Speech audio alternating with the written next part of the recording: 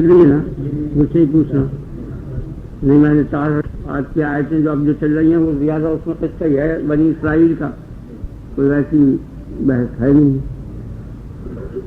اعوذ باللہ من الشیطان الرجیم اعوذ باللہ من الشیطان الرجیم اعوذ باللہ من الشیطان الرجیم اعوذ بکلمات اللہ التامات من شر ما خلق اعوذ بکلمات اللہ التامات من شر ما خلق اعوذ بکلمات اللہ التامات من شر ما خلق اعوذ باللہ السمیع العلیم من الشیطان الرجیم اعوذ باللہ السمیع العلیم من الشیطان الرجیم اعوذ باللہ السمیع العلیم من الشیطان الرجیم.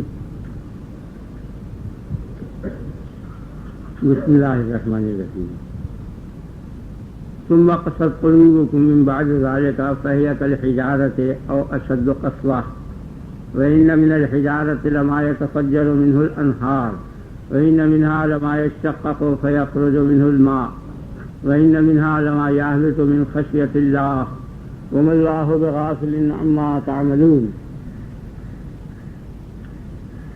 ثم قست قلوبكم, جب وہ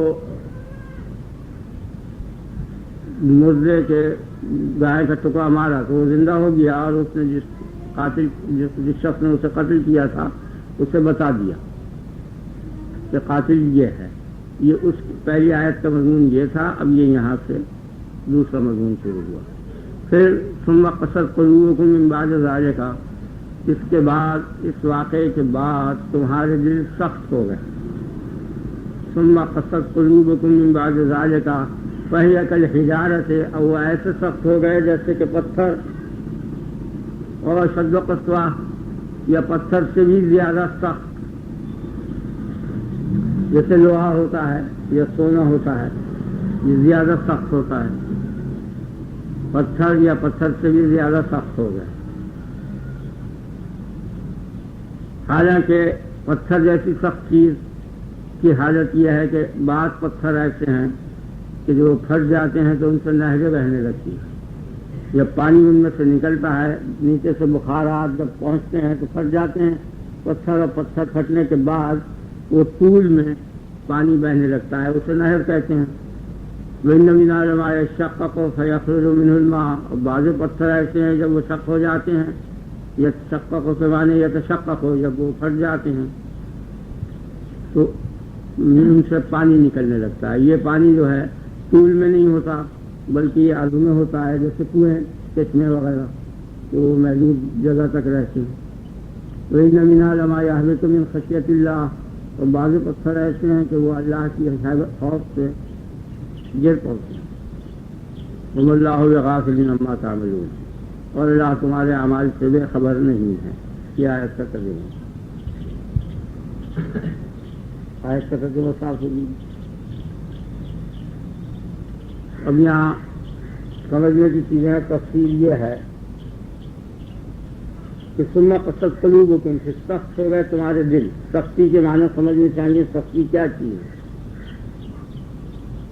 سختی کیا چیز؟ یعنی جو شے ایسی ہے کہ بذات ہی دوسری شے سے اثر قبول کرے. ایک شے دوسری شے سے اثر قبول کرتی ہے. جیسے آگ ہے, آگ سے موم ایک اثر قبول کرتا ہے, وہ بہنے لگتا ہے, پگھل جاتا ہے.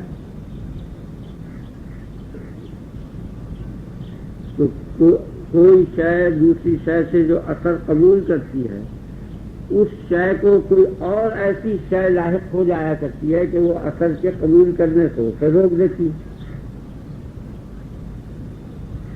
سمجھ آ رہا ہے آپ؟ یعنی ایک شے بذات ہی اثر دوسری شے سے لیتی ہے, لیکن اس شے کو جب کوئی اور عارض ہو جاتی ہے چیز, تو وہ دوسری شے سے اثر لینا نہیں پسند کرتی اور نہیں قبول کرتی. تو اس شے کا نام سختی ہے. سختی کی حقیقت, اگر کوئی شے دوسری شے سے اثر لے سکتی ہے اور پھر اسے کوئی ایسی شے لاحق اور عارض ہو جائے کہ وہ اثر لینے سے روک دے, تو اس روک کا نام سختی ہے, اور وہ شے سخت کہلاتی ہے. جیسے سلب, غلیظ اور قساوت اور قاسی کہتے ہیں. قساوت کے معنی سمجھ لو کہ قساوت کے کیا معنی. قسوہ اور قساوہ دونوں کے ایک ہی معنی، یعنی سختی، غلظت. آپ کی سمجھ آ گیا نا. تو اس کی حقیقت بیان کر رہا ہوں کہ یہ حقیقت سختی کی کیا ہے کہ اگر کوئی شے دوسری شے سے اثر لیتی ہے اور پھر اس شے کو کوئی اور تیسری شے چمٹ جاتی ہے اس طریقے پر کہ اس کو دوسری شے سے اثر لینے سے روک دے، تو اس روک کا نام سختی ہے. جیسے جسم ہے،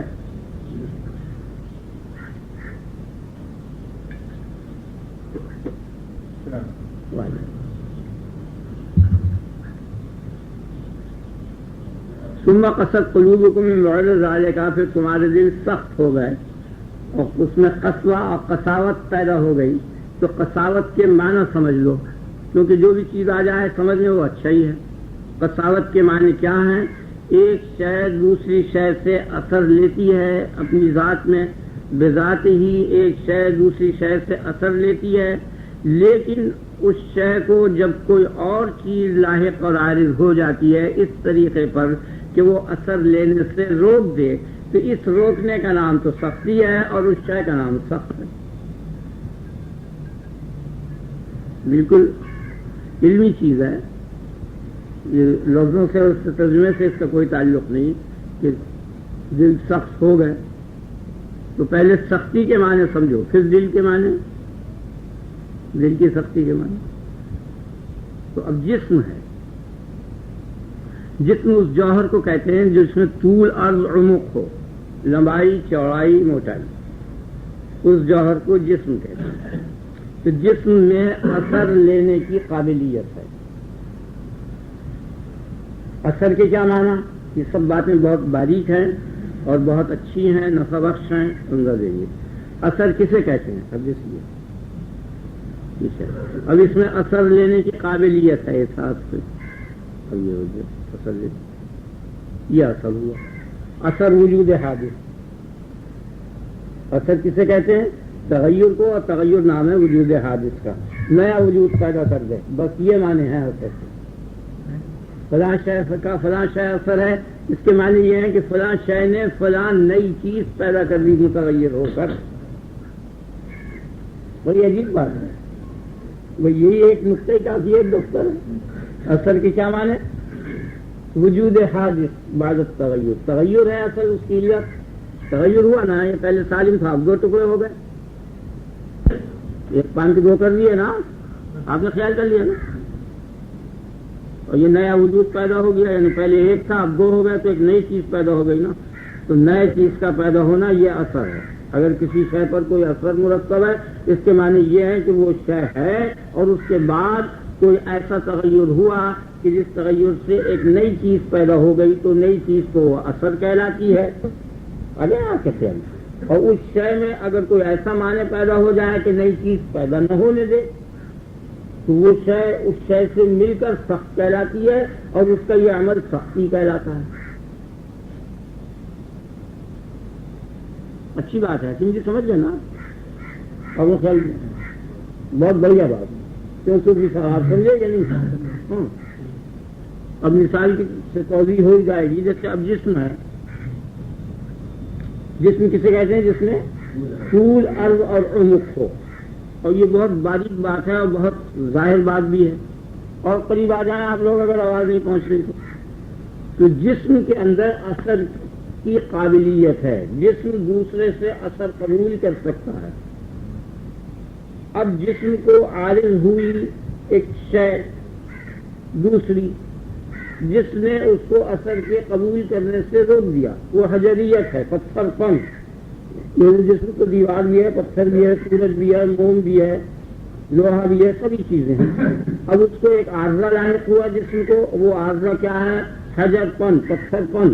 پتھر پن جب جسم کو لاحق ہو گیا تو اس نے اثر لینے سے اسے روک دیا. تو اب یہ جسم سخت ہو گیا. یہ جسم جو متصف ہے یا معروض ہے پتھر پن کا، یہ جسم سخت ہو گیا. سختی کے یہ معنی آپ کی سمجھ آ گئی نا، ذہن آ گئی نا.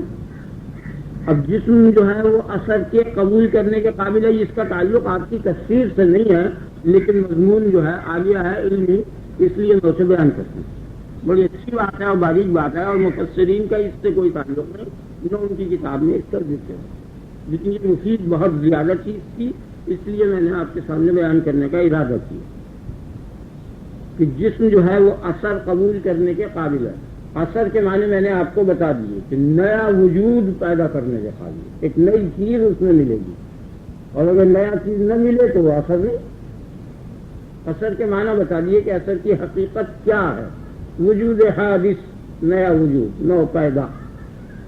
ٹھیک ہے، یہ مبادی سمجھ میں آ رہا ہے نا، تو آگے کا ٹکڑا سمجھ میں آئے گا، پچھلا ٹکڑا اگر نہیں سمجھ میں آیا تو اگلا کبھی بھی نہیں سمجھ میں آنے کا۔ اس بیان میں اگر کچھ کمزوری ہے ہمارے تو وہ یہ ہوتی ہے، یا کمزوری کو یا اس میں گویا کمال کو یا جو بھی چاہو کو، کہ وہ ترتیب ہوتی ہے۔ اگر پہلا ٹکڑا نہیں سمجھ میں آتا تو قطعی دوسرا نہیں سمجھ میں آتا۔ یہ بالکل واضح بات ہوگی۔ تو اب مثال میں نے دے دی آپ کو جسم کی، کہ جسم میں اثر قبول کرنے کی قابلیت ہے، اثر قبول کر سکتا ہے جسم۔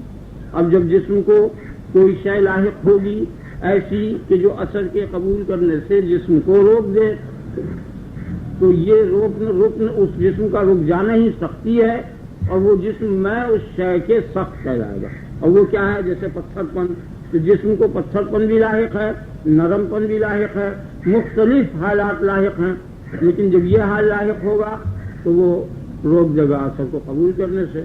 موم کو اگر لاحق ہوگا، موم پن جسم کو لاحق ہوگا تو موم اثر قبول کر لے گا۔ تو نفس جسم میں چونکہ اثر قبول کرنے کی قابلیت ہے اور قبولیت ہے موجود، اس لیے جب اس کو یہ عارض لاحق ہوا تو یہ سخت ہو گیا۔ اب یہ بات کہ جسم کو اثر قبول کرنے کی جسم میں قابلیت ہے اور جسم قابل قبول ہے، اس کو سمجھنا ہے۔ وہ یہ ہے کہ اس میں طول اور عرض اور عمق ہے، لمبائی، چوڑائی اور موٹائی ہے۔ اور لمبائی ایسی چیز ہے، ایسا پھیلاؤ ہے اور چوڑائی کہ یہ آنے واحد میں نہیں ہو سکتا، یہ ٹکڑے ٹکڑے ہونے کے قابل ہے۔ یہ تو آن میں جو شے ہوگی وہ ایسی شے ہوگی کہ جو ٹکڑا نہ ہو سکے، اور اس کا پہلا حصہ اگر قطع کرو گے جب جا کے کہیں دوسرا حصہ ہوگا، دوسرا قطع کرو گے تب جا کے تیسرا حصہ ہوگا۔ اس میں تدریج ہے کہ ایک آن میں جو اثر ہوگا وہ ایسا ہوگا کہ جس کے ٹکڑے نہ ہو سکیں، اور جس کے ٹکڑے ہو سکتے ہیں۔ آپ نے خیال کیا؟ تو اس سے یہ پتہ، بہت باریک بات ہے، یہ بالکل نئی دلیل ہے فلسفے کے رد کے واسطے جو میں بیان آپ کے سامنے کر رہا ہوں۔ خدا تعالیٰ توفیق عنایت کرے مجھے بھی اور آپ کو، کہ جسم میں پھیلاؤ ہے تین جانب، اور پھیلاؤ کی جو چیز ہے وہ دفتن نہیں ہو سکتی، وہ تدریجن ہوگی۔ یعنی جب بھی آپ دیوار بنائیں گے تو پوری دیوار ایک آن ملی ہونے کی، ایک اینٹ رکھیں گے تو دوسری اینٹ، پھر چوتھی اینٹ، پھر اسی طرح قدم رکھیں گے، چڑھیں گے آپ، اتریں گے آپ، پھیلیں گے، ادھر ہاتھ ادھر ہاتھ۔ ہر جسم میں پھیلاؤ موجود ہے، آنی کوئی چیز نہیں ہے کہ آنے واحد میں ہو جائے، زمانی چیزیں ہیں، آہستہ آہستہ آہستہ آہستہ تدریجن ہو۔ اور جسم میں برابر آہستہ آہستہ پھیلاؤ ہوتا چلا جا رہا ہے، طول کی جانب میں بھی، عرض کی جانب میں بھی، اور عمق کی جانب میں بھی، تینوں جانبوں میں پھیلاؤ ہوتا چلا جا رہا ہے۔ تو اب دفتن وہ نہیں ہو سکتا، کیونکہ دفتن جو چیز ہوگی اس کے اندر تقسیم نہیں ہو سکے گی، وہ ناقابل تقسیم ہے۔ تو وہ آن میں جو شے ہوگی، آن قابل تقسیم نہیں ہے، کیونکہ وہ تقسیم ہونے کے بعد اوپر کی آن میں یا تو مل جائے گی ماضی میں یا مستقبل میں مل جائے گی، خیال میں آگے نا۔ تو بیچ میں جو حالی آن رہے گا وہ پھر ناقابل تقسیم ہوگا، تو اصل میں وہ شے ہوگی جو درمیانی ہوگی۔ ذہن میں بیٹھ گیا نا، وہ اجزاء ادھر سے ادھر نکل جائیں گے۔ نہیں سمجھ آیا؟ یعنی آن کو اگر تقسیم کریں گے، زمانے کی آن کو تقسیم کریں گے، تو وہ تقسیم ہونے کے بعد اوپر کا حصہ جو گزر چکا ہے ماضی کا، یا تو اس میں مل جائے گا، اور دوسری تقسیم میں وہ مستقبل میں جا ملے گا۔ خیال میں آ گیا نا؟ تو وہ حال نہ رہا، حال نہ رہا، وہ ماضی بن گیا یا مستقبل بن گیا۔ تو حال جو ہے وہ آن ہے، ایک آن اصل۔ دیکھیے کتنی عجیب زندگی ہے، ماضی گزر چکی، واپس نہیں آنے کی، مستقبل جو ہے اس کی امید نہیں، اور موجود جو ہے وہ آن ہے، ناقابل تقسیم ہے۔ جو کچھ کرنا ہے اس میں کرنا ہے۔ نہیں سمجھا؟ کتنی حیرت کی بات۔ بڑا حسناک موقع ہے، یعنی جو آپ کو وقت مل رہا ہے اس کا حصہ برابر اوپر گزرتا چلا جا رہا ہے، یا آئندہ آئے گا، آنے والا بھی معدوم اور گزرا ہوا بھی معدوم، اور موجود جو شے ہے وہ ناقابل تقسیم۔ اب جو کچھ کرنا ایک ہی آن میں ہو سکتا ہے، سمجھ میں آ گیا نا؟ ایک آن میں تصدیق ہو سکتی ہے، یہی وجہ ہے کہ ایمان ابدی سعادت اور نجات کے لیے کافی ہے، ایک آن میں تصدیق کر سکتا ہے۔ یہی نقطہ ہے اس کے اندر، اس لیے اللہ تبارک و تعالیٰ نے زیادہ تکلیف نہیں دی، کیونکہ ایک آن میں کم سے کم تصدیق کر سکتا ہے جو اہم ترین چیزیں اللہ اور رسول کی، اور وہ کافی ہے نجات کے لیے۔ کتنی عجیب بات ہے، یعنی خدا کی حکمت کو تو دیکھیے کہ بندے کی طاقت کا لحاظ کتنا رکھا ہے، کیا کرے گا بیچارہ، تو کم سے کم ایک آن تو اس کے پاس موجود ہے، اب ایک آن کا بھی عذر نہیں کر سکتا، کیا نہیں آ گیا نا؟ اب جو عذر کرے گا وہ رقیق ہوگا اور غلط ہوگا، کہ ایک آن تو تھی، ایک آن میں تصدیق کر سکتا، خیال ہے نا؟ اب دیکھیے آسمان کی طرف بیک آن سب کو عبور کر جائے گا اور دیکھ لے گا، ایک آن میں تصدیق کرنے، تو آن ناقابل تقسیم چیز ہے۔ اب اس کے اندر جو شے پیدا ہوگی وہ ناقابل تقسیم ہی ہوگی، اور جب وہ ناقابل تقسیم ہوئی تو گویا بتدریج ہوتی چلی جائے گی، تو وجود حادث ہوگا۔ اثر کے کیا معنی؟ نیا وجود، تو نئے نئے وجود، نئے نئے وجود، نئے نئے وجود، یہ ہر انگلی کے اشارے پر پیدا ہوتے چلے جا رہا ہے نا، برابر بتاتے ہیں۔ تو گویا آثار کی ترتیب جو ہے اس طول سے پتہ چل رہا ہے، اور اس عرض سے کہ یہ اثر قبول ہو رہے ہیں جن کا طول بن رہا ہے، ورنہ آن میں تو شبہ ہو سکتا تھا نقطے میں کہ یہ اثر نہ قبول کیا ہو، اس نے یہ بغیر کسی کی تاثیر کے ہو گیا ہو، یہ مطلب نقطے کی بابت تو یہ شبہ ہو سکتا ہے، آگے بحث ہوگی کہ آیا یہ بھی قابل قبول ہے یا نہیں، یہ الگ چیز ہے، لیکن جہاں تک ظاہر کا تعلق ہے دیکھنے کا، وہاں یہ پتہ چل رہا ہے برابر کہ یہ یکے بعد دیگرے، یکے بعد دیگرے، یہ آثار مرتب ہو رہے ہیں، اثر ہوتا چلا جا رہا ہے۔ جب اثر مرتب ہوتا ہوا چلا جا رہا ہے تو برابر اس میں کوئی شے مؤثر ہے، آگے رہا کہ جب کوئی شے مؤثر ہے تو یہ اثر ہوا، اثر کہتے ہیں حادث کو، تو یہ حادث یا حوادث کا مجموعہ ہو گیا۔ تو جسم جو ہے وہ ہمیشہ حادث ہی رہے گا، وہ ازلی اور ہمیشگی اس کے لیے نہیں ہونے کی، یہ مان۔ تو یہاں آپ کو تین باتیں معلوم ہو گئی، ایک جسم کا حدوث معلوم ہوا، ایک اثر کے معنی معلوم ہوئے، اور ایک اس ترتیب کے، اور ایک یہ نقطہ آپ کو معلوم ہوا کہ حال جو ہے وہ صرف وہی ہے جو کچھ ہے، چاہے اس میں ایمان لاؤ، چاہے عمل کرو یا کچھ کرو۔ اب یہ خوش قسمتی سے یا خدا کے فضل و کرم سے آپ کو دوسرا حال مل جائے یا کے بعد دیگرے، اور ملتا ہے برابر مل ہی رہے ہیں، چاہے ملتا چلا جا رہا ہے، لیکن کہہ کم سے کم ایک حال تو ہونا ہی ہے۔ حال بمانا ماضی و مستقبل کے درمیان کی چیز کہ جو غیر حاضر نہ ہو، وہ تو دونوں غیر حاضر ہیں، گزری ہوئی چیز اس میں کچھ نہیں کر سکتا، غیر حاضر، آنے والی چیز یقینی نہیں، اس لیے اس کا بھی نہ ہونے ہی کے برابر ہے وہ بھی۔ اب جو موجود ہے وہ آن ہے، اس میں تصدیق ضرور کر سکتا، اس لیے ایمان لاتی اگر فوراً مر گیا تو وہ بالکل اپنی ذمہ داری پوری کر گیا اور ابدی سعادت کا مستحق ہو گیا۔ اس لیے آن کو نہ جانے دینا چاہیے انسان کو کہ ایک آن جو ہے خدا سے غافل نہ ہو۔ یہ برابر آپ سنتے چلے آ رہے ہیں، واحد سبی و جماعت سبی، وہ وہی آن ہے، اصل میں وہ ایک ہی آن ہے، وہی آن ہے، وہ آن آخری ہو کہ جو موت اور حیات کے درمیان میں ہے، اس وقت تصدیق کرے آپ، یہ اس کا قبول کر لیں، ذہن میں بیٹھ گیا نا آپ کی، اصل میں ایک ہی آن ہے ان تمام آنوں میں سے جو اس قابل ہے، ایک ہی آن میں ہوگا جو کچھ ہوگا۔ جب بھی آپ تصدیق کریں گے اور جب بھی معرفت حاصل ہوگی، دفعہ نہیں ہوگی، اس میں تدریج نہیں ہونے کی۔ بہرحال تو اب یہ ثابت ہو گیا، اور اس بحث کی یہاں ضرورت نہیں تھی، لیکن بہرحال اس کو مضمون کو بنانے کے لیے اسے کھینچتان کر کے اسے ملایا اور ملا کے ایک چیز کر دی۔ ثم قست قلوبکم، پھر تمہارے دل سخت ہو گئے۔ سختی کے معنی سے یہ اتنے مضامین نکل آئے۔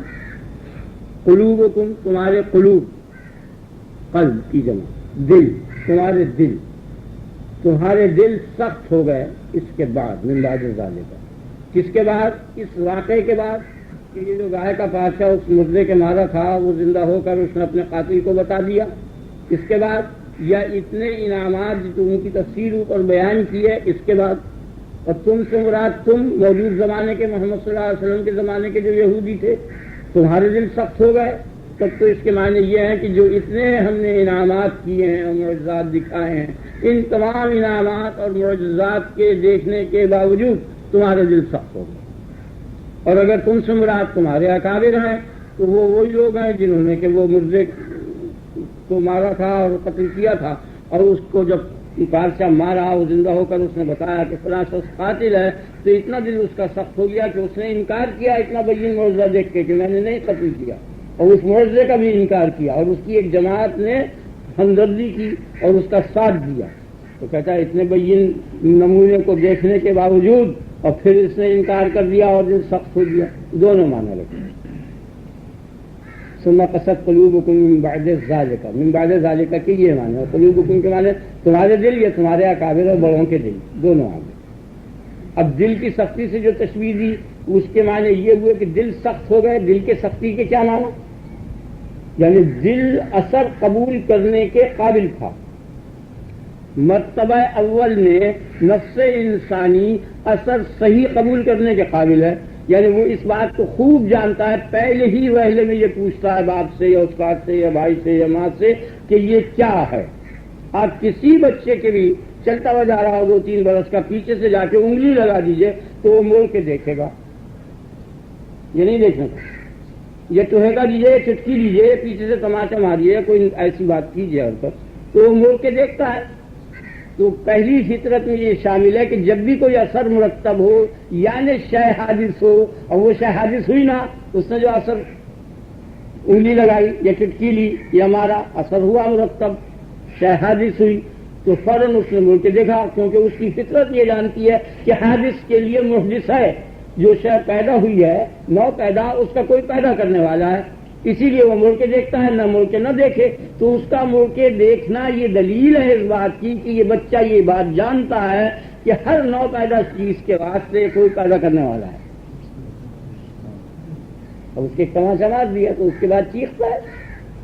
آپ سمجھ گئے نا؟ پہلے مڑ کے دیکھتا ہے اور پھر چیختا ہے۔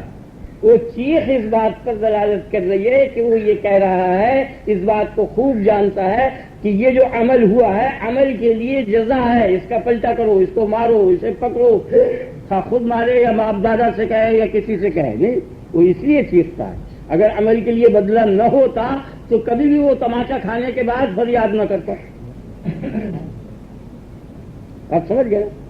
پھر جن لوگوں کی طرف وہ اشارہ کر رہا ہے وہ سمجھتا ہے کہ میں خود نہیں کر سکتا، نہ یہ کر سکتا ہے۔ ایک تیسری چیز ہے ذہن میں آ گیا نا آپ کے، وہ اس کا فیصلہ کرے گی، اور تیسری چیز وہ انسان نہیں ہو سکتا کیونکہ اس میں بھی یہی گزرا ہے۔ آپ سمجھے اس بات کو؟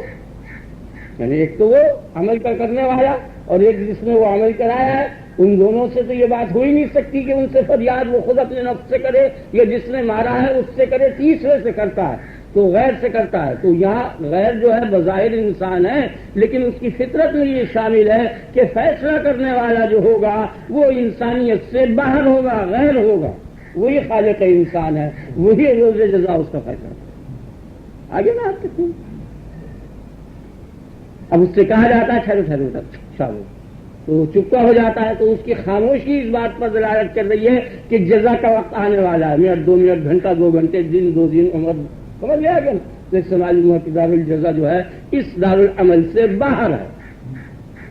تو یہی 4 اصول مذہب کے ہیں جس میں یہ فطرت شہادت دے رہی ہے۔ آگے نا تو کہتا دل جو ہے وہ اثر قبول کرنے کے برابر قابل تھا، اور وہ پیدا ہی اسی لیے ہوا تھا۔ ویسے حصی مثال میں بھی آپ دیکھ لیجئے کہ صداقت کے اوپر دل انتہائی قوی ہوا کرتا ہے، رائٹ ہوتا ہے۔ اگر کسی شخص کا کسی پر کچھ روپیہ چاہیے ہو، متعدد تقاضوں کے بعد وہ واپس چلا جائے اور کبھی دروازے پر اس کا بیٹا اس کو چھوٹا سا مل جائے اور پہلے یہ آواز آ جائے کہ باپ نہیں ہے، انکار کر دیتا ہے، شرم کے مارے باہر نہیں آتا۔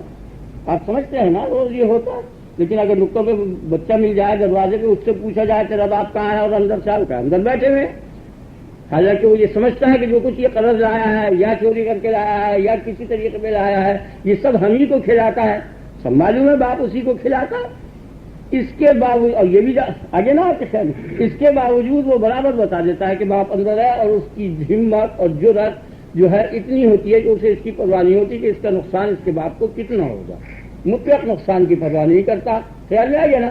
تو مرتبہ اول میں فطرت انسانی جو ہے نقصان کی اور ان تمام چیزوں کی مطلق پرواہ نہیں کرتی، حق گوئی جو ہے وہ اس کی خصلت ہوتی ہے، وہ سیدھا کر دیتا ہے میرا باپ اندر موجود ہے، اب اگر کوئی تیسرا جوان بچہ آتا وہ انکار کرتا تو کہتا کیسا جھوٹ بول لیا، ابھی تو میں نے بچے سے پوچھا ہوا کہ اندر آپ روز دیکھتے ہیں، گھر کی بات ہے کیا؟ تو دل جو ہے اتنے نرم تھے اور اتنے سہل تھے، اتنا ان میں انعکاس اور نقش کی قابلیتیں موجود تھیں، پھر اتنے بین دلائل کے باوجود جن کے اوپر اثر مرتب ہونا چاہیے وہ نہیں ہوا۔ جس طرح جسم کو پتھر پن لاحق ہوا، اسی طرح قلب کو ایک پتھر پن لاحق ہوا جمود کا۔ وہ جمود کیا چیز ہے؟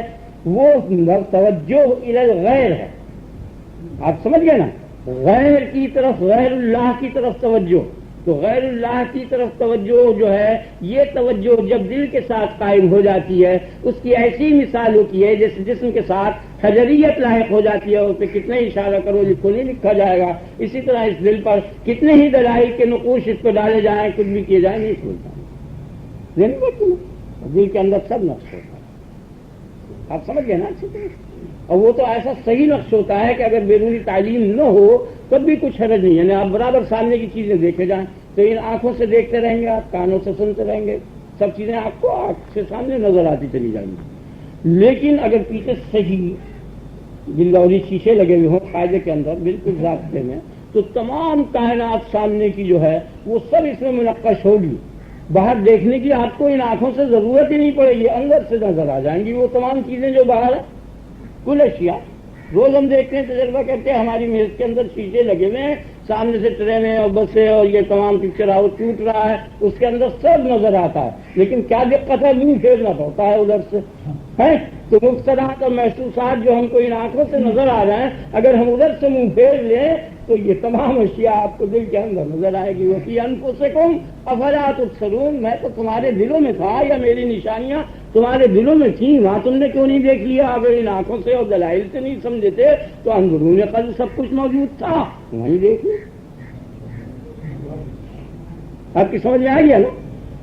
تو ثم قست قلوبکم من بعد ذلک فہی کالحجارۃ اور اشد قسوہ، اس سے بھی زیادہ سخت ہو گئے، کیونکہ پتھر جو ہے وہ تو متعدد مواقع پر متاثر ہو بھی جاتا ہے، اور یہ لا انتہا دلائل سننے کے بعد اور دیکھنے کے بعد بھی متاثر نہیں ہوئے۔ 20 معجزات انہوں نے دیکھے اور 20 عجیب و غریب حالات انہوں نے دیکھے، اور اس کے باوجود بھی ان کے دل پر کوئی اثر نہیں ہوا، اس لیے پتھر سے ان کے دلوں کو تشویش دی۔ میرے خیال میں بہت زیادہ صحیح تشابہ ہوگی، ذہن میں بیٹھ گیا۔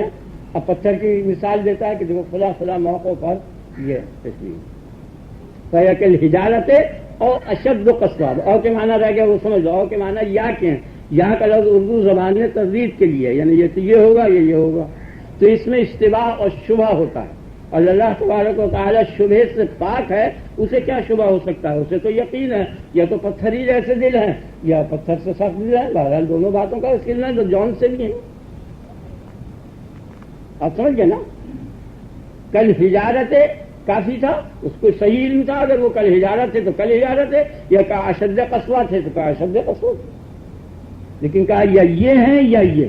تو مفسرین کی رائے یہ ہے کہ اگر کوئی دیکھنے والا دیکھے ان کے دلوں کو تو یا پتھر جیسا پائے اور یا پتھر سے بھی زیادہ سخت پائے، لوہے جیسا پائے، آگے نا، یا اور کے معنی میں ہے، اور کا لفظ اور کے معنی، جیسے ان تاکلوا من بیوتکم اور بیوت آبائکم، کچھ حرج نہیں ہے تم اپنے باپ کے گھر میں کھا لو، یا اپنے گھروں میں کھاؤ یا اپنے باپ دادا کے گھروں میں کھا لو، دونوں جگہ کھانے میں کچھ حرج نہیں ہے۔ تو اس کا مطلب یہ نہیں ہے کہ یا یہاں کھاؤ یا نہ کھاؤ تو یا یہاں کھاؤ، یہ نہیں، بلکہ وہ بیوتکم، یہاں بھی کھا سکتے ہو، یہاں بھی دونوں برابر ہیں، یہاں کھاؤ اور یہاں کھاؤ اور یہاں کھاؤ اور یہاں کھاؤ، جو خاندان کے لوگ ہیں، کھانا ہر شخص کو حق ہے کہ وہ اپنے گھر میں بھی کھا لے، اپنے باپ کے گھر میں کھا لے، دادا کے گھر میں کھا لے، بھائی کے گھر میں کھا لے، وغیرہ وغیرہ، تفسیر ہے قرآن۔ تو وہاں او کا لفظ ہے، معنی واضح، یہ جیسے لعلہ یتذکر او یخشی، فرعون کو جا کے تم دونوں سمجھاؤ شاید وہ سوچے یا ڈرے، تو یہ مطلب نہیں ہے کہ خالی سوچ لے تو پورا ہو گیا یا خالی ڈر لے تو پورا ہو، نہیں، بلکہ سوچے اور ڈرے، لعلہ یتذکر و یخشی، یہ معنی ہے او یخشی کے۔ تو یہ او واو کے معنی میں وہی صورت میں ہے، آپ سمجھ گئے نا کہ اگر کوئی دیکھنے والا دیکھے تو دیکھے کہ ان کا دل پتھر جیسا ہے یا پتھر سے بھی زیادہ سخت ہے، یا یہ معنی ہے اس کے کہ ان کا دل پتھر جیسا ہے اور پتھر سے بھی زیادہ سخت ہے. بلکہ زیادہ صحیح یہ بات ہے کہ یہ بل کے معنی میں ہے. بل کے معنی میں ہے، یعنی پتھر ہے بلکہ اس سے استدراک کیا کہ نہیں بلکہ اس سے بھی زیادہ اور شبد و خصوص بلکہ یہ زیادہ مناسب معلوم ہوتا ہے طبیعت سے. بہرحال پتھر کی مثل ہوگا دل، اور مثال میں نے آپ کو دے دی، اور قلب کی بھی مثال معلوم ہو گئی کہ وہ کتنا نرم ہے اور کتنی اس میں صحت واقع ہے. اگر اس کو کوئی لاحق چیز نہ ہوتی تو بدیہیات کی طرح سے اول وہلے میں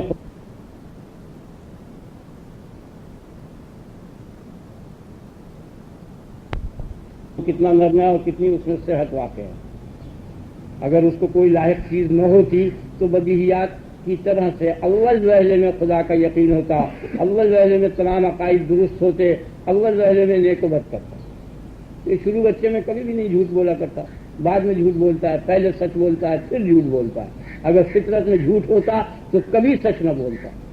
خیال میں آ گیا نا، شروع ہمیشہ سچ ہی بولتا ہے، پھر دوستوں کے لڑکوں کے کہنے سے یا ماں باپ کے دیکھنے بہن بھائیوں وغیرہ وغیرہ سے متاثر ہو کر جھوٹ بولنے لگتا ہے. جب اس کو پتہ چل جاتا ہے کہ اس نے غلط بولا تو کہتا ہے ہم بھی اسی طرح کریں. باقی شروع میں سچ ہی بولتا ہے، ورنہ بات کی حمایت کرتا ہے، جھوٹ بول کے کہہ دیتا نہیں ہے. آپ کی سمجھ آ گیا نا، ذہن بیٹھ گیا نا اچھی طرح سے. تو وہ فطرت اس بات کی شہادت دے رہی ہے، دل شاہد ہے اس بات کا.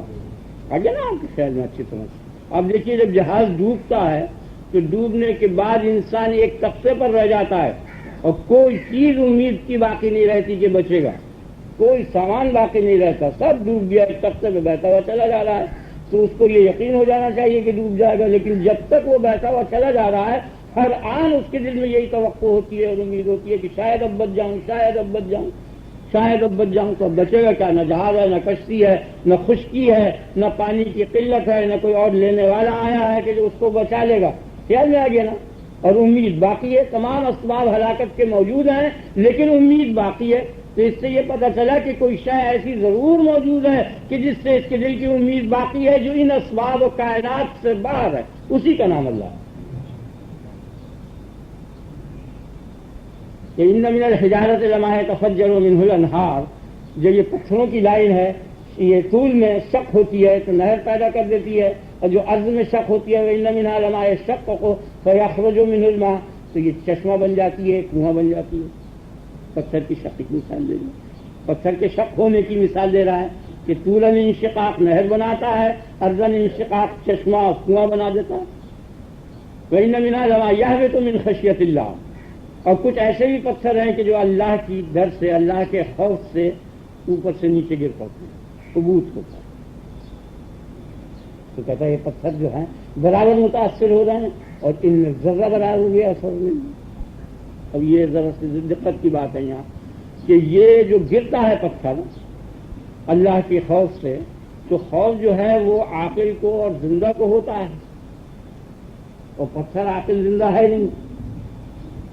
تو یہ اللہ کا جو ڈر ہوگا وہ تو دل میں ہوگا نا، ایسے آدمی کے جس میں حیات ہو اور عقل ہو، اور پتھر میں نہ حیات ہے نہ عقل ہے، اس کو کیا خدا کا خوف ہوگا؟ یہ غور کرنے کی بات. تو آپ سمجھ گئے نا، سمجھ آ گیا نا. تو گرنا جو ہے خدا کے خوف سے گر گیا، تو خدا کا خوف تو جب ہو کہ جب وہ عقل ہو، اس کو عقل و شعور ہو اور زندہ ہو. پتھر کا میں کیا خدا خوف ہوگا اور کیا وہ اس کے خوف سے گرے گا؟ یعنی ویسے کوئی گرا دے تو گر جائے وہ اور بات ہے، لیکن خوف سے تو انسان گر سکتا ہے. عقل مند آدمی حیات جب خدا سے ڈرے گا وہ گر جائے گا. تو ایک مفسر کی رائے یہ ہے کہ یہ وَإِنَّ مِنْهَا میں جو ہے کہ ضمیر ہے یہ قلوب کی طرف سے گئی ہے، یعنی بعض دل ایسے ہیں کہ جو خدا کی خوف سے گر پڑتے. تو یہ بات تو واقعہ صحیح ہے کہ بعض دل ایسے ہیں، لیکن یہاں نہیں لگتے. یہاں خوف، یہاں پر تو پتھر کی تقسیم کر رہا ہے کہ پتھروں کے یہ 3 حالات ہیں، یہاں نہیں لگتے. پتھر کی تقسیم اس بات پر دلالت کر رہی ہے. آگے نا آپ کے خیال میں. دوسری چیز یہ ہے کہ دل گرتا جو ہے وہ جسم گرا کرتا ہے، دل میں گرنے کی کوئی معنی نہیں ہے کہ دل گر گیا. ثم قست قلوبکم میں قلوب ہے نا، تو قلب گر پڑتے ہیں اللہ کے خوف سے، تو قلب کے گرنے کے معنی نہیں سمجھ میں آیا. پتھر تو گر سکتا ہے، قلب نہیں گر سکتا. اس لیے یہ ضمیر جو ہے خلاف قاعدہ پھیری گئی ہے. ایک مفسر کی رائے یہ ہے، لیکن یہ صحیح نہیں ہے. اس لیے اب دیکھیے نا، برابر سلسلہ سن رہے ہیں آپ، چلا رہی ہے. اب یہ اتنے بڑے مفسر ہیں، یہ غلطیاں کر رہے ہیں نہیں کر رہے؟ اس آپ کے قصے کی طرح اشارہ کر رہے ہیں. تو اب اہل حق کی رائے یہ ہوئی کہ نہیں، پتھر ہی کی طرف ضمیر چل رہی ہے. یعنی بعض پتھر ایسے ہیں کہ جو اللہ کے خوف سے گر پڑتے ہیں. تو انہوں نے خوف کی تعویل کی کہ اس کا مطلب یہ نہیں ہے جیسے کہ انسان کے دل میں ڈر ہوتا، بلکہ خدا کا ڈر انسانوں کے دلوں میں پیدا کرنے کے واسطے زلزلے آتے ہیں اور وہ پتھر کو گرا دیتے ہیں. یہ معنی زلزلے آئے اور پتھر گر پڑے، پہاڑ گر پڑے ٹوٹ کے روڑ کے، تو ان سے گویا خدا کی ہیبت اور خدا کا خوف لوگوں کے دلوں میں پیدا کرنے کے واسطے یہ پتھر گر. اور بعض مفسرین نے یہ کہا کہ حضرت موسیٰ کا جو پہاڑ تھا وہ شق ہو گیا اور گرا، وہ خدا کے خوف سے، تو وہ حی بھی تھا اور عاقل بھی تھا. خدا نے اس کو حیات اور عقل دے دیا تھا. بعض پتھر ایسے ہیں کہ اللہ تعالیٰ نے ان کو حیات اور عقل دے دی تھی اور وہ خوف خدا سے گر پڑے، جیسے کہ پتھر حضرت موسیٰ علیہ السلام. ذہن میں بیٹھ گیا؟ یہ دو رائے اہل حق. بعض معتزلے کی رائے یہ ہے کہ یہ پتھر جو ہوتے ہیں یہ اولے ہوتے ہیں.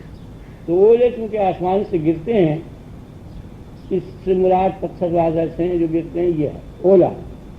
لیکن یہ بھی غلط ہے، کیونکہ اولا پتھر نہیں ہوتا، وہ پانی منجمد ہوتا ہے، پتھر نہیں ہوتا. اور اہل تحقیق کے نزدیک یہ دو تعویلیں ہیں کہ یا تو بعض پتھروں میں حیات اور عقل اللہ پیدا کر دیتا ہے، اور یا اللہ کا خوف لوگوں کے دلوں میں پیدا کرنے کے لیے ان پتھروں کو گرایا جاتا ہے زلزلوں وغیرہ سے اور مصائب سے اور ان تمام طوفانوں سے. یہ مطلب ہے. آپ کے خیال میں آ گئے نا، آپ ذہن سمجھ گئے نا اچھی طرح. لیکن یہ دونوں باتیں میرے دل کو کچھ لگی نہیں، میرے دل کو کچھ لگی نہیں. میں کہتا ہوں آپ غور کرو کہ تاثیر کرنے والی جو چیز ہے، جس شے میں بھی تاثیر کر رہی ہے، تاثیر کرنے والی چیز زیادہ لطیف ہوتی ہے بمقابلے اس شے کے کہ جس میں تاثیر ہو رہی ہے. اور اس کا آپ کو تجربہ ہے. مچھی ہے وہ کثیف ہے، پانی لطیف ہے. پانی آپ ڈالیں گے تو غار ڈال دے گا. پتھروں کے اندر ایسے گڑھے پڑ جاتے ہیں، پتھر کے فرشوں میں آپ نے دیکھا ہے خار پڑ جاتا ہے. اسی طرح ہوا جو ہے وہ پانی سے زیادہ لطیف ہے، وہ برابر تاثیر کر رہی ہے. آگ جو ہے ان تمام عنصروں میں تمام عنصروں سے زیادہ لطیف ہے، وہ برابر تاثیر کرتی چلی ہے. خیال آ گیا نا؟ کواکب اور سیارے اور افلاک ان عناصر اربع سے زیادہ لطیف ہیں. ان کی حرکات سے اس تمام کائنات میں فصول اربع اور طرح طرح کے عجائب و غرائب پیدا ہو رہے ہیں. تو اس تجربے سے یہ پتہ چلا گا کہ جو شے لطیف ہوتی چلی جائے گی اسی قدر زیادہ مؤثر ہوتی چلی جائے گی. تو اب یہ صورت یہ پیدا ہوئی کہ جو لطافت بڑھے گی اسی قدر تاثیر بڑھے گی. تو اب ایسی لطافت کہ جس لطافت پر زیادتی نہ ہو سکے، اس لطافت کا مصداق خدا تعالیٰ ہے. اللہ تبارک و تعالیٰ وہ لطیف الخبیر، وہ سب سے زیادہ لطیف ہے. تو سب سے زیادہ مؤثر جو ہوا وہ غیر جسمانی چیز ہوئی، اور اس کی شہادت آپ کو حص سے ملے گی. یعنی پہاڑ کی پیٹھ کتنی سخت ہوتی ہے آپ دیکھیں تو وہاں میں نے دیکھا خود. آپ دیکھیں کہ یہ میرے ہاتھ میں سفیدی لگی ہوئی ہے، نظر پڑی آپ کو؟ اس سفیدی کا ایک حصہ بڑا ہے اور ایک چھوٹا ہے. دیکھو غور سے. میں نے بہت پہاڑوں پر دیکھا تو یہ چھوٹا سا جو حصہ ہے اس سے بھی چھوٹے دو پتے لگے ہوئے اور اس میں ایک ٹہنی، اور وہ پہاڑ کی پیٹھ میں سوکھ رہا ہے. تو روح نباتی جو بہت ہی کمزور روح ہے وہ پہاڑ کی پیٹھ کو پھاڑ ڈالتی ہے، چک کر دیتی ہے. ننھا سا نباتات میں روح ہے نا، اس میں روح نہیں ہے، مٹی میں پتھر میں.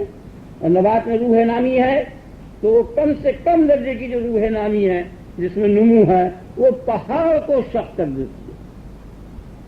آگے آتے ہیں یہ نہیں ہر شخص نے دیکھا ہوگا, سب دیکھتے ہوئے چلے آ رہے ہیں. تو روح حیوانی اس سے زیادہ قوی ہے, وہ اس سے زیادہ شق کر سکتی ہے. روح انسانی اس سے زیادہ قوی ہے, وہ اس سے زیادہ شق کر سکتی ہے. آپ سمجھ گئے نا. اور خالق ارواح جو ہے وہ اس سے زیادہ لطیف ہے, وہ اس سے زیادہ شق کر سکتا ہے. تو یہ جتنے پہاڑ گر رہے ہیں اور شق ہو رہے ہیں, تو یہ خشیت اللہ کی یہ معنی نہیں ہے کہ خوف خدا, بلکہ خشیت بمانا حیرت ہے. یعنی جس وقت بھی اس کی حیرت تاثیر پڑتی ہے یہ فوراً گر پڑتی ہے. یہ مطلب بات پہاڑ ایسے ہیں کہ جہاں ان پر خدا کی حیرت طاری ہوئی اور وہ فوراً گرے, وہ تاب نہیں لا سکتے. میرے خیال سے یہ تعویل میرے خیال میں آئی, وہ میں نے آپ کو سنا. فإن منها لما يهبط من خشية الله وما الله بغافل عما تعملون. اور اللہ تبارک و تعالی تمہارے اعمال سے, ان اعمالکم لیس بغافل, وہ غافل نہیں ہے تمہارے اعمال سے, غفلت نہیں ہے, باخبر. اس کی وجہ کیا ہے باخبر ہونے کی؟ یعنی باہر سے اطلاع اس فعل کی نہیں آ رہی. ہمیشہ آپ دیکھیے بے خبری کا جو موقع ہوا کرتا ہے وہ یوں ہوا کرتا ہے کہ جب اطلاع باہر سے آئے. مثلا اگر آپ کے پیٹ میں درد ہونے لگے تو اس سے آپ بے خبر نہیں ہیں, لیکن کسی دوسرے شخص کے پیٹ میں اگر درد ہو تو امکان ہو سکتا ہے کہ آپ اس کی بات کا یقین نہ کریں اور صحیح اطلاع نہ ہو. آپ میری بات سمجھ گئے نا. تو جب بھی باہر سے اطلاع آئے گی اس میں شبہ ہے اور امکان ہے کہ ایسا نہ. لیکن جب اطلاع اندرونی ہوتی ہے تو اس میں کسی سے نہیں پوچھا جاتا, خیال میں آ گیا, دلیل نہیں مانگی جاتی. آپ طبیب سے جا کے یہ نہیں کہہ سکتے کہ میرے پیٹ میں درد ہے اور اس کے یہ دلائل ہیں, ان دلائل سے مجھے علم ہوا ہے. نہیں سمجھا؟ کیسے سے کیسے بھائی ان دلائل آپ بیان کر دیں ڈاکٹر کے سامنے جا کر, تو وہ آپ کے دیوانگی کا علاج کرے گا, درد کا علاج نہیں کرنے کا. کہ آپ درد مندی کے ساتھ دیوانے بھی ہیں. خیال میں آ گیا نا. کیونکہ وہ چیز قابل دلائل نہیں ہے. اندرونی جو چیز اطلاعات ہوا کرتی ہیں ان کے لیے دلیل کی ضرورت نہیں ہے. تو اس لیے تمام کائنات جو ہے اللہ تبارک و تعالی سے باہر نہیں ہے. جس طرح ہم آپ ایک دوسرے سے باہر ہیں, اس لیے ہم کو آپ کی صحیح اطلاع نہیں مل سکتی جب تک کہ آپ اطلاعات دیں, اور جو صحیح ملے گی وہ اتنی یقینی نہیں ہونے کی کہ جتنی یقینی اندرونی ہوتی ہے. اس لیے کل کائنات جتنی ہے وہ اللہ تبارک و تعالیٰ کے ظرف ارادے کے اندر ہے, اور کل اعمال اس کے ارادے سے ہو رہے ہیں. اس لیے وہ کیوں کر بے خبر رہ سکتا ہے؟ وہ تو در حقیقت تمہارے اعمال جو ہیں وہ وہی ہیں جن کو وہ پیدا کر رہا ہے, وہ خالق اعمال ہے. وہ کیسے بے خبر رہ سکتا ہے؟ الا یعلم من خلق, بھلا وہ بے علم ہو کہ جو پیدا کرے؟ یہ عقل میں بات آتی ہے. جو پیدا کرے وہ بے علم ہو, اسے علم نہ ہو؟ نہیں, پیدا کرنا دلیل یہ ہے علم کی. اس لیے وہ تمہارے اعمال سے بے خبر نہیں ہے. تم کیوں اس قسم کی باتیں بنا رہے ہو؟ آیت کی تفسیر ختم ہو. اب آگے چلیں, کیا وجہ بس تو پھر ایک ہی آیت رکھتے ہیں. اب یہ نیا 2 دن چھوٹنے کے بعد نیا ہوا ہے, اس لیے آہستہ آہستہ چلے گا. اور میں 1 ہفتے سے بیمار بھی ہو گیا اور 1-2 روز سے ذرا ٹھیک ہوئی ہے طبیعت, اور اس مہینے میں اور ان ہفتوں میں بہت بیان بھی کرنا پڑا ہے. ان جلسے والوں نے اور تفسیر والوں نے بہت بیان کیا. باقی میرے خیال میں یہ مضمون بہت کافی ہو گیا اور بہت اچھا ہے.